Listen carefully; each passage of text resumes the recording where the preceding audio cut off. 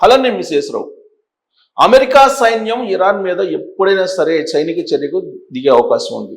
అందుకే ఇరాన్ హెచ్చరిస్తూ ఉంది. వదిలిపెట్టేది లేదంటూ ఇరాన్ టీవీ అమెరికాకు హెచ్చరికలు జారీ చేసింది. ఖతార్ నుంచి అమెరికా సైన్యం తన స్థావరాల్ని మార్చేసుకుంది. ఇరాన్లో ఉన్నటువంటి అమెరికా స్థావరాలు ఏవైతే ఉన్నాయో సరిహద్దుల్లో వాటిని పేల్చేందుకు ఇరాన్ సిద్ధమవుతుంది. ఇరాన్కి సమీపంలో ఖతార్ ఉంది. ఖతార్లో అమెరికా అణుస్థావరాలు ఉన్నాయి. వాటి మీద దాడి చేయడానికి ఇరాన్ సిద్ధమవుతూ ఉంది. ఉద్రిక్త పరిస్థితులు అక్కడ నెలకొన్నాయి. దాదాపు కొన్ని వేల మంది చనిపోయారు. అక్కడ నరమేధం జరుగుతుంది, అక్కడ ఊచకోత జరుగుతుంది. అక్కడ ఉండేటువంటి ప్రభుత్వం మీద ప్రజల్ని రెచ్చగొడుతోంది అమెరికా. అందుకే ఇప్పుడు ఇరాన్ మీద సైనిక చర్య చేపట్టి తాము మేక్ ఇరాన్ గ్రేట్ అగైన్ అనేటువంటి నినాదంతో అమెరికా సైన్యం దూసుకొస్తుంది ఇరాన్ మీదకు. అందుకే గగనతలాన్ని మొత్తాన్ని మూసేసింది ఇరాన్. అంతేకాదు ఎలన్ మస్క్ సంబంధించినటువంటి ఈ శాటిలైట్ లింక్, స్టార్ లింక్, దాన్ని డీలింక్ చేసేసింది. గగనతలాన్ని మొత్తాన్ని మూసేసింది. ఇలాంటి పరిస్థితుల్లో భారత ప్రభుత్వం సీరియస్గా చెప్పింది, ఇరాన్లో ఉండేటువంటి భారతీయులందరూ ఇమీడియట్గా తరలి రండి అని చెప్పింది. విదేశాంగ శాఖ మంత్రి జయశంకర్ గారు, అలాగే ప్రధానమంత్రి నరేంద్ర మోడీ గారు, వీళ్ళు ఇరాన్లో ఉండేటువంటి భారతీయులు వచ్చేసేయండి అని చెప్పి ఆల్రెడీ 48 గంటల క్రితమే వాళ్ళకి సందేశం ఇచ్చేశారు. అందుకే అక్కడ ఉండేటువంటి విదేశీయులు తరలి వాళ్ళ దేశాలకి వెళ్ళిపోతూ ఉన్నారు.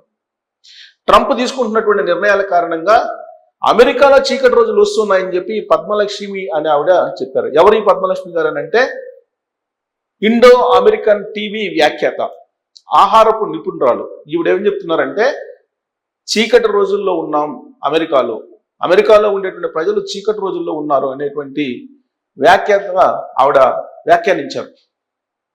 ఇలాంటి పరిస్థితులు ఉన్నాయి. అమెరికా అధ్యక్షుడు ట్రంప్ తీసుకుంటున్నటువంటి నిర్ణయాల కారణంగా ప్రపంచ దేశాలన్నీ కూడా ఇప్పుడు అనిశ్చితులకి మరోసారి వెళ్ళిపోయాయి. ఒకవైపు రష్యా ఉక్రెయిన్ మీద యుద్ధం చేస్తుంది, తీవ్రంగా బలమైనటువంటి బాంబ్స్ని వేస్తుంది, మిజైల్స్ని ప్రయోగిస్తూ ఉంది. గతంలో ఎప్పుడు లేని విధంగా బలమైనటువంటి మిజైల్స్ని గురిపెట్టి ఉక్రెయిన్ మీద దాడి చేస్తుంది.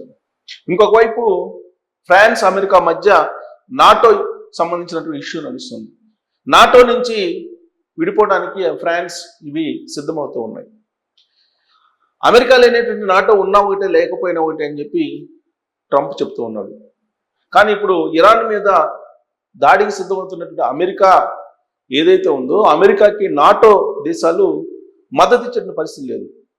ఇరాన్ చాలా సీరియస్గా చెప్తుంది, ఎవరైతే అమెరికాకి మద్దతు ఇస్తారో, అమెరికా సైన్యానికి మద్దతు ఇస్తారో డైరెక్ట్గా కానీ ఇండైరెక్ట్గా కానీ, వాళ్ళు కూడా మా శత్రువులే అని చెప్పి ఇరాన్ చెప్తోంది.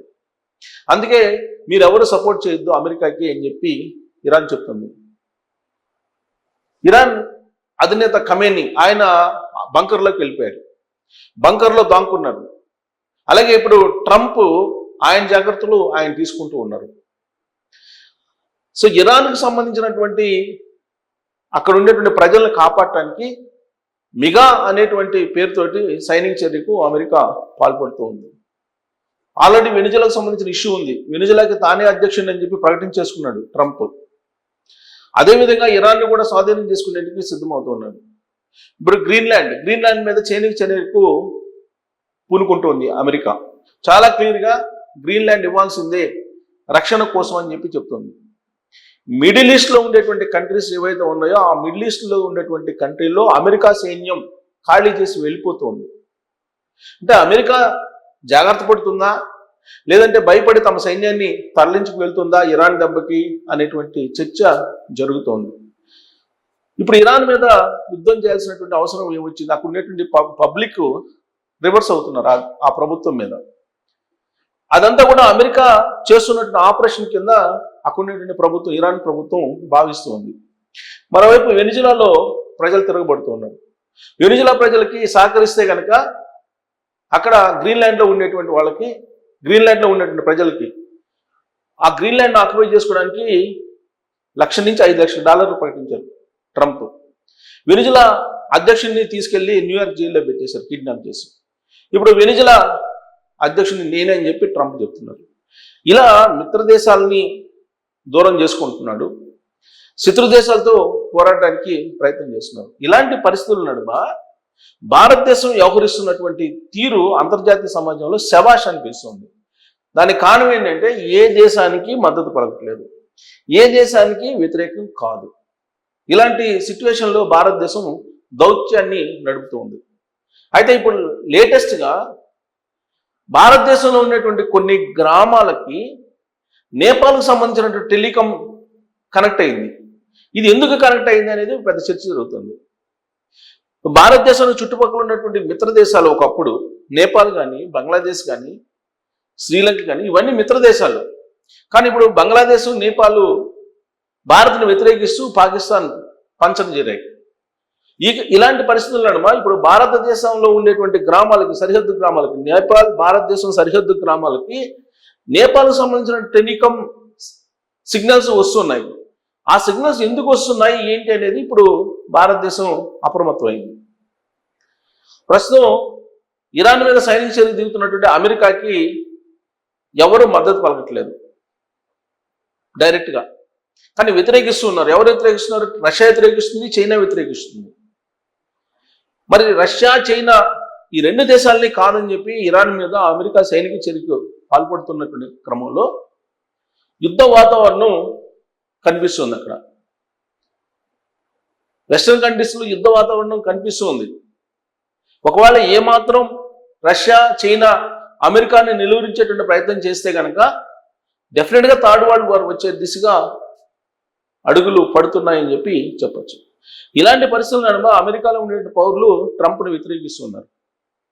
ట్రంప్ యొక్క నిర్ణయాలని వాళ్ళు ప్రతిఘటించేటువంటి పరిస్థితికి వచ్చారు.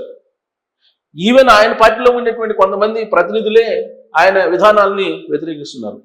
అయినప్పటికీ ఆయన ఇప్పటికీ కూడా ఇమ్మిగ్రెంట్స్ని ఇబ్బంది పెడుతూ ఉన్నారు. అందుకే ఇక్కడ చీకటి రోజులు ఉన్నాయి అమెరికాలో. ఈ చీకటి రోజుల నుంచి ఇప్పుడే బయటపడేటువంటి పరిస్థితి లేదు అని చెప్పి పద్మలక్ష్మి గారు ఒక స్టేట్మెంట్ ఇప్పుడు తాజాగా ఇవ్వడం జరిగింది. ఇండో అమెరికన్ టీవీ వ్యాఖ్యాత. అంటే అక్కడ ఉండేటువంటి వాళ్ళు ఎంత ఇబ్బందులు పడుతున్నారు. కేవలం గత ఏడాది 1,00,000 వీసాలు రద్దు చేశారు. ఇప్పుడు ఉన్నటువంటి వీసాదారులు కూడా స్క్రూటినీ చేస్తూ ఉన్నారు. పోనీ కొత్త వాళ్ళు ఏమైనా అమెరికాలోకి ఎంటర్ కావడానికి ప్రయత్నం చేస్తున్నారంటే వాళ్ళని ఎంటర్ కానివ్వట్లేదు. ఇంకో కండిషన్ కూడా చేసుకొచ్చారు. ఎవరైనా సరే అమెరికాలో అడుగు పెట్టినటువంటి వాళ్ళు 30 రోజుల్లో వెళ్ళిపోవాలి. లేదంటే రోజుకి $999 ఫీజు కట్టాల్సి ఉంటుందని చెప్పి చెప్తున్నారు. ఒకవేళ వాళ్ళు కనుక అఫీషియల్గా మళ్ళా నమోదు చేసుకుని దరఖాస్తు చేసుకొని ఎక్స్టెన్షన్ చేసుకోకపోతే, జనరల్గా అక్కడ పోయినటువంటి వాళ్ళకి 6 నెలలు టూరిస్ట్ వీసా కింద ఉండొచ్చు. కానీ ఆ సిస్టమ్ అంతా మార్చేశారు ఇప్పుడు. పైగా కొన్ని దేశాలని నిషేధించారు. 75 దేశాలని అమెరికాలో అడుగు పెట్టకుండా నిషేధించారు తాజాగా. ఇవన్నీ చూస్తూ ఉంటే అమెరికా భయపడుతూ ఉందా మిగతా దేశాలను చూసి, ప్రపంచ దేశాలని? లేదా ప్రపంచ దేశాలన్నింటిలో అనిశ్చితి అనేటువంటిది క్రియేట్ చేసి అమెరికాకు ఉన్నటువంటి కొన్ని $1 ట్రిలియన్ అప్పు నుంచి బయటపడేటువంటి ప్రయత్నం చేస్తుందా అనేటువంటి ఒక చర్చ ఆర్థికవేత్తల్లో, దౌత్యవేత్తల్లో, రాజకీయవేత్తల్లో నడుస్తున్నటువంటి చర్చ. అయితే అమెరికా దగ్గర రక్షణ ఉత్పత్తులు ఉన్నాయి, టెక్నాలజీ ఉంది. దీన్ని అమ్ముకోవాలంటే ఆయా దేశాల మధ్య యుద్ధాలు రావాలి. ఆ యుద్ధాలు వచ్చినప్పుడే వాళ్ళ రక్షణ ఉత్పత్తులు అమ్ముకునేటువంటి అవకాశం ఉంది. తద్వారా వాళ్ళకు ఉన్నటువంటి $1 ట్రిలియన్ అప్పుని తీర్చుకోవడానికి అవకాశం ఉంటుంది. అందుకే ట్రంప్ వ్యూహాత్మకంగా యుద్ధాలు క్రియేట్ చేస్తున్నారా? ఒకవైపు ఏమో శాంతి బహుమతి కావాలంటారు. యుద్ధాలను నేనే ఆపానంట, 8 యుద్ధాలను ఆపాను అంటారు. పాకిస్తాన్, భారతదేశం మధ్య అణుయుద్ధాన్ని నేనే ఆపాను అని చెప్పి చెప్తున్నారు. లేదంటే అణుయుద్ధం జరిగి ఉండేదని చెప్తున్నారు. ఇంకొక వైపు ఏమో ఆయా దేశాల మధ్య సయోధ్య కుదిర్చే ప్రయత్నం చేస్తున్నట్టు కనిపిస్తున్నప్పటికీ ట్రంప్ ఆయా దేశాల మధ్య యుద్ధాలు క్రియేట్ చేసే ప్రయత్నం చేస్తున్నారు. ఇప్పుడు ఇజ్రాయెల్, హమాస్ మధ్య యుద్ధం అది తాత్కాలికంగా నిలిచిపోయింది. అంతవరకు ట్రంప్ చేసినటువంటి కొంత విజయం అనుకోవాలి. మరి రష్యా యుక్రెయిన్ యుద్ధాన్ని ఆపలేకపోతున్నాడు. యుక్రెయిన్కి ఇప్పటికీ కూడా సపోర్ట్ చేస్తుంది అమెరికా. ఇప్పుడు తాజాగా వెనిజులాలో వెనిజులాని అలజడి సృష్టిస్తున్నారు. గ్రీన్లాండ్ ఆక్రమించేటువంటి ప్రయత్నం చేస్తున్నారు. ఇప్పుడు ఇరాన్ మీద సైనిక చర్యకు పూనుకుంటున్నారు. ఇలాంటి సిచ్యువేషన్లు కేవలం అమెరికా కారణంగా, అమెరికా అధ్యక్షుడు ట్రంప్ కారణంగానే క్రియేట్ అయ్యాయి. తద్వారా ఆయుధ సంపత్తి, రక్షణ ఉత్పత్తులను అమ్ముకునే ప్రయత్నం చేసి వాళ్ళకు ఉన్నటువంటి అప్పుని తీర్చుకునేటువంటి ప్రయత్నం చేయడానికి ఇలాంటివన్నీ క్రియేట్ చేసి అల్లకొల్లోలం ప్రపంచంలో సృష్టిస్తున్నారా ట్రంప్? మరి ట్రంప్ అంత బలవంతుడైతే, ట్రంప్ అమెరికా సైన్యం అంత బలమైనట్టు సైన్యం అయితే ఖతార్ నుంచి ఎందుకు వెళ్ళిపోతుంది వేకెట్ చేసి? మిడిల్ ఈస్ట్ నుంచి ఎందుకు వెళ్ళిపోతుంది? మరి వాళ్ళ స్థావరాల మీద ఖచ్చితంగా మేము అటాక్ చేస్తామని చెప్పి ఇరాన్ చెప్తోంది. మరి ఇరాన్ని చూసి భయపడుతుందా అమెరికా? లేదంటే అమెరికా సైన్యాన్ని తరలించుకెళ్ళటం అంటే అగ్రరాజ్యం పారిపోతున్నట్ట కాదా అనే దాని మీద మీరు కామెంట్ చేయొచ్చు. Thank you.